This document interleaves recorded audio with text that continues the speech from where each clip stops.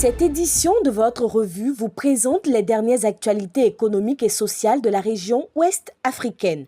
Bonjour et bienvenue sur l'Économiste TV. En manchette de cette dernière parution de la semaine, l'Économiste du Bénin informe que la Banque ouest africaine de développement renforce ses interventions pour soutenir le secteur financier. Elle accompagne notamment les micro, petites et moyennes entreprises à travers des lignes de refinancement accordées à African List Togo et à deux banques ivoiriennes, BGF Ibank et BICIC. Par ailleurs, la BOAD investit dans le fonds IEP Afrique Entrepreneur 3 et participe au fonds de l'Alliance pour l'infrastructure verte, confirmant son engagement pour un développement régional durable. Dans un contexte régional marqué par des contrôles migratoires plus stricts, l'accès aux visas américains pour plusieurs pays africains, dont le Bénin, se durcit. Dès le 21 janvier 2026, certains demandeurs béninois de visa de court séjour devront verser une caution financière pouvant atteindre 15 000 $ en plus des frais consulaires habituels. Cette mesure vise à limiter les dépassements de séjour et s'applique à 38 pays africains. La caution, fixée au cas par cas, sera remboursable si les conditions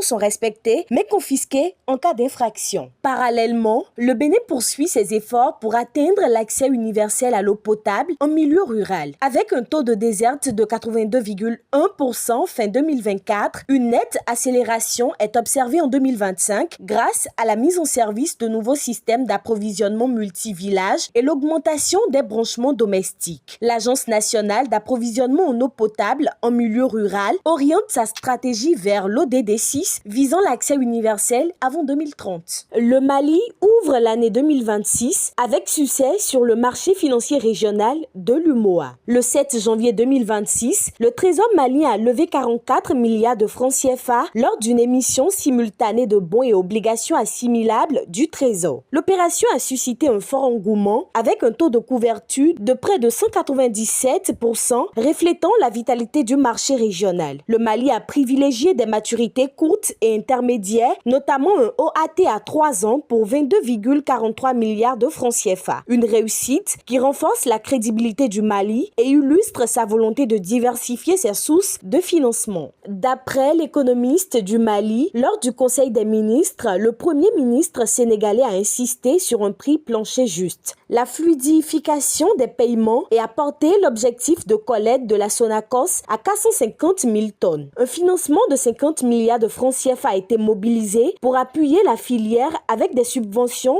réservées aux industriels approvisionnés via des points de collecte agréés. Un comité sera créé pour élaborer une nouvelle politique arachidière visant à moderniser durablement la filière. Dans la région, le Togo confirme son dynamisme économique. Selon le classement Business Ready 2025 de la Banque mondiale, il se classe 4e en Afrique avec un score global de 61,52 points. Le pays se distingue particulièrement dans la création d'entreprises avec un score de 85,77 points, reflétant les réformes engagées ces dernières années pour améliorer le climat des affaires. Enfin, la grande figure du FMI pour l'Afrique, Abibi Amro Silassi, s'apprête à quitter ses fonctions le 1er mai 2026 après plus de 30 ans au sein de l'institution. Directeur du département Afrique depuis 2016, il a piloté les relations économiques avec 45 pays subsahariens dans un contexte de crise sanitaire, économique et financière. Son action a été saluée, notamment pour la création d'un 25e siège au conseil d'administration du FMI, renforçant la représentation du continent. Merci de votre attention portée à cette revue d'actualité. Pour ne rien manquer les prochaines éditions, restez fidèles à nos plateformes. À très bientôt pour de nouvelles informations.